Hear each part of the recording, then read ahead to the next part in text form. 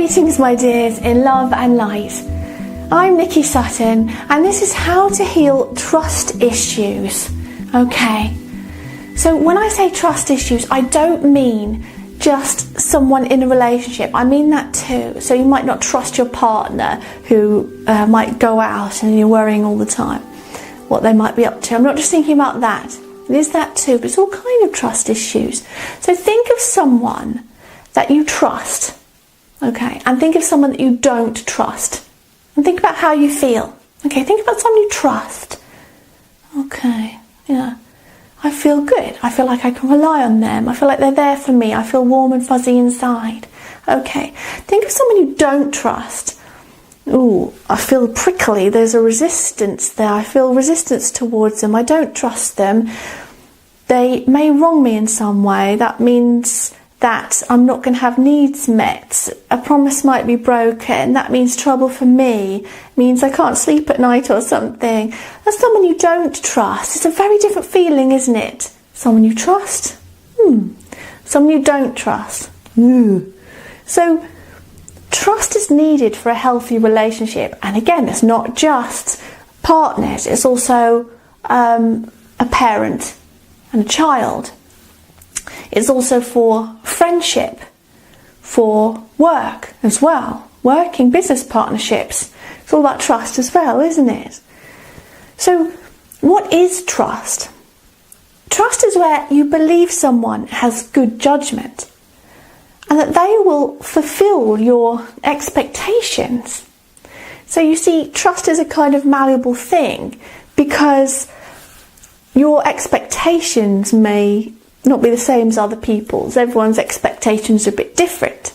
But generally, if you're in a good friendship, a good partnership or something, then you are together like a business partnership because you have acceptable expectations of each other and sort of a non-verbal agreement, perhaps, that you will meet those expectations. And that's trust. You believe they'll meet those expectations. And they do, so you trust them. You know they've got your back. You know they won't let you down. If they do, you lose trust. So just quick more on what trust is. You trust that they'll tell the truth, for example. If they don't, if they lie, you lose trust, don't you? So you've had these expectations shattered and now you expect they'll do the opposite. And this is why in a relationship, if your partner has lied before, it's hard to trust because you've learned from experience that they've lied before, so they're capable of it, so it's harder to trust.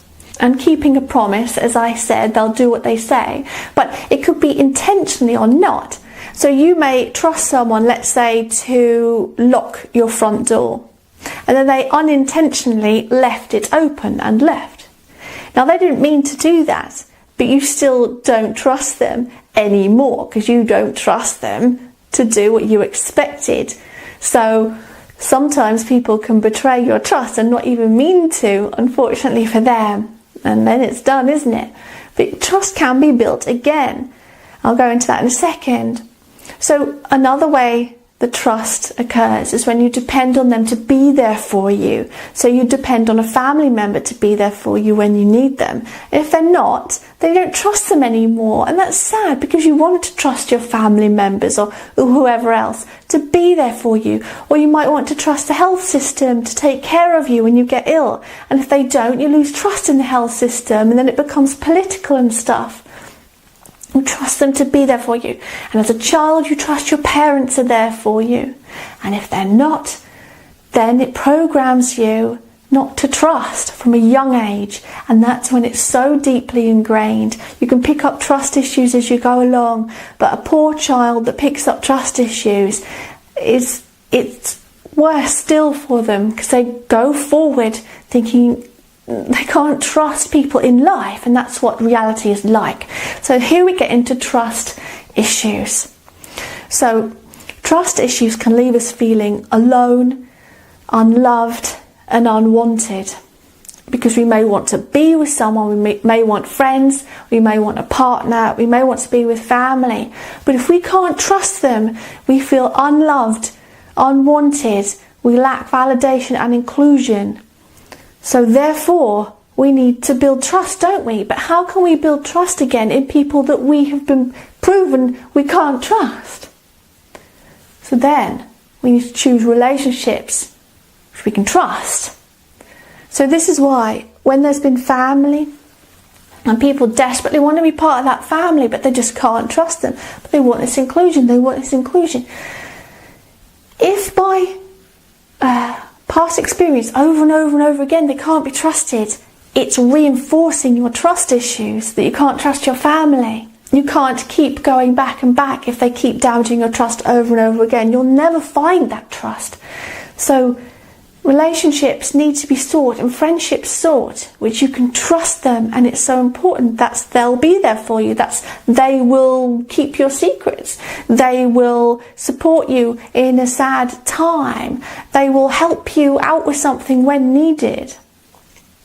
Good friends, trustworthy friends. So how can we regain trust then? Well, through evidence of fulfilling expectations.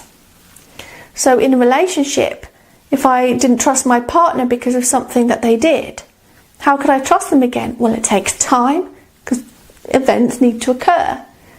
Fulfilling your trust again and again and again. It might take 3 times, might take 10 times. The other partner might say, why do you still not trust me? It was ages ago what I did.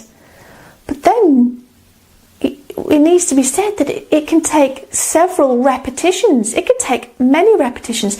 There may not be enough repetitions of trustworthy behaviour before you can trust them again. Some relationships, they keep trying and going, but sometimes the trust never comes back because, say, a partner cheated. Sometimes the other one will always have trust issues because it happened once. But the one who cheated, over time, if they keep showing that they're not going to do it again and they're going to exhibit certain other behaviours to compensate for it perhaps, then the trust might be gained. It depends on the couple. So trust issues are due to a psychological wound. They're due to a trauma. So let's go back to the child thing again. Children need to know that they're going to be loved and cared for and there's someone there for them. Now, children who have experienced parenting where the parent is not there for them, maybe sometimes is, maybe sometimes not. If there's, say, alcohol problems, sometimes the parent is out of it or angry. They can't trust that the parent will be stable or continuous kind of moods and behaviours. Puts a child on edge. This child learns that this person I'm dependent upon is erratic and unpredictable, therefore I cannot trust them. So the next time someone enters their life in the future, there's an automatic wariness that this person is going to be there for them, fulfill their expectations. So some serious trust issues can be built up. And that's why when you meet someone and enter a relationship and you feel like they're nice at first, then after that they have trouble, they have walls up. They can't let you in. It's like they can't let the love out. I had a relationship like that where there were thick walls up because they'd been hurt. A parental problem as a child, not providing.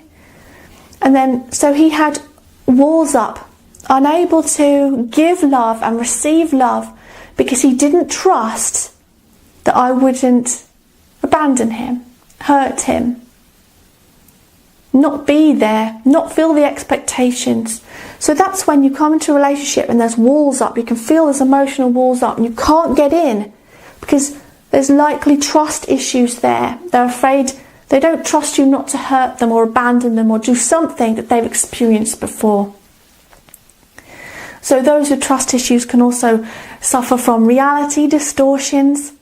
For example, one partner might get very upset and starts believing that the other's cheated. So it can also happen in a working environment where the boss has reality distortions. If he doesn't do everything himself or herself, then it will go wrong because through experience there may have been employees that have made terrible mistakes before or messed things up and left or whatever. So the boss perceives that they have to do everything themselves or it will all go wrong. That's sort of a reality distortion.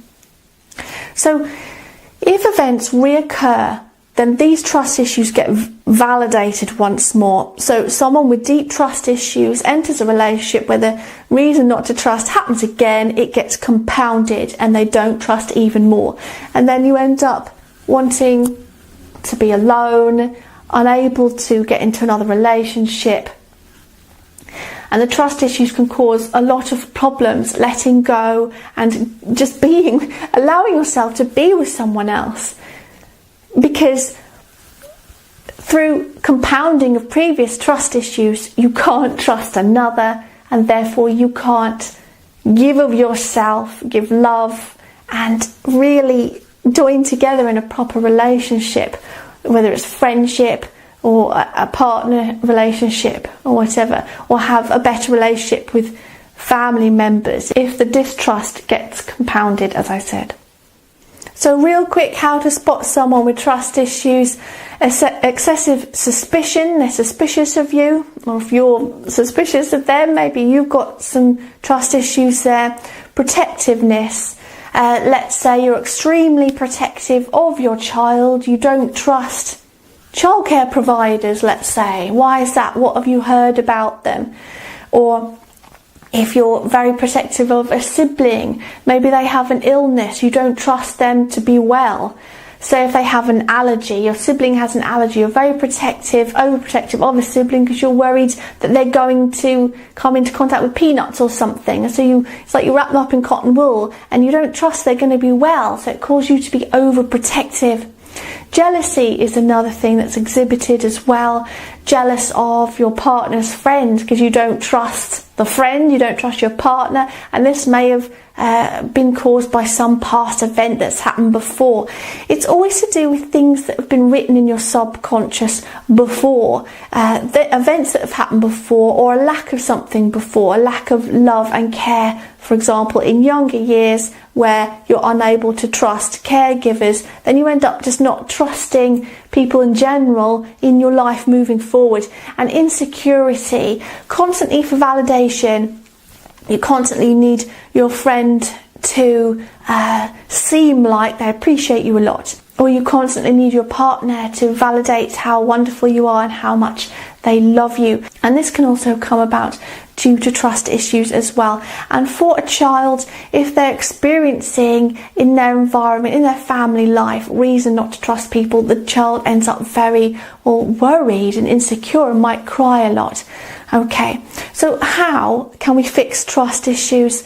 So we need to go back to the triggering event and we need to grieve losses and understand behaviours. So please see the link in the description to my playlist on inner work, and that's all about going back and fixing things that have happened in the past. So going back to original triggering events, let's say a neglected childhood, and understanding why that happened, have understanding for your parents. Why were you neglected? What was wrong with them? What was wrong with their backstory? Did they suffer a similar fate? Were they suffering from depression? Were they convinced they had to constantly work all the time? Did they not have enough money and were stressed? And then you can have understanding of that situation, which leads to some forgiveness for you. But look at those videos on inner work, okay? And grieve losses. So you may have trust issues to do with someone leaving you or leaving your life. It may be true that in the past someone died or someone left your life. It may be a father or mother figure left your life. Friends left your life for some reason, moved away. And that causes issues in the subconscious to do with trusting people to stay in your life. So that needs to be grieved, understand where they went, why they went, and shine the light of consciousness on it again for understanding, to try and feel better, because you'll perceive things differently now. Okay. Another way to help trust issues is to choose relationships with people who are trustworthy. Okay, so we can get a general sense of if someone is trustworthy. Maybe this is more of a logical decision. Spend time getting to know them first before jumping into a relationship, because people are always a little different in the first maybe 3 months often, because they're trying to impress you. It take things real slow and only enter into relationships with trustworthy people and choose trustworthy partners and friends. And to communicate. In relationships, communication is key. And if you've got trust issues, let your partner know. This is how I feel, and this is why. I've identified why. And so, so I can learn that I can trust you. Please, can you be open with me about what's going on? Because through repetition, I can trust you. If you're going to meet my needs and expectations, over time, I'll see that's happening and I'll trust you. And communication is key. I'm not saying put them in a box or lock them up. I'm just saying be open. And if they understand, then they're a wonderful person then. Okay, you've got trust issues, I'll be open with you. And over time you'll feel better, because through repetition, that you can trust them, you'll feel better.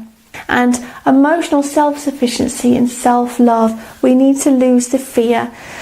So it's more inner work here. We need to lose that fear. What are we afraid of? So the trust issue is due to a fear of some kind. Fear they're going to disappear. Fear they're going to cheat. Fear they're going to turn around and be horrible because you don't trust them to be nice. Look back. Okay, when did it happen before? Revisit those events. Understand what went on. Understand the person or people or circumstance. By understanding, we can have some forgiveness and realise it wasn't me. Okay, it was that person. This doesn't relate to this new person that I've met. It wasn't my fault. That was their actions. Because I understand, I forgive them. That doesn't relate to this new person I've met, who I'm communicating with. And I've chosen someone who's more likely to be trustworthy. Okay, so I hope that's helped today. I've got really dry throat now from talking so much. Thank you so much if you managed to listen to all of this video on trust, because they're helpful and useful concepts. And by knowing about these concepts, you can figure out what's going on better and observe what's going on and get through it easier without being reactive. You can go with what's happening instead of reacting to it and getting emotional negatively. Support this Spiritual Awakening YouTube channel on Patreon and receive weekly bonus videos. You can also choose to receive spiritual guidance via email or spiritual sessions. So, don't forget to click subscribe if you're not already a subscriber to receive regular spiritual inspiration on your journey through life. Like and share also, because we're raising the mass vibration together. So go now in love and peace.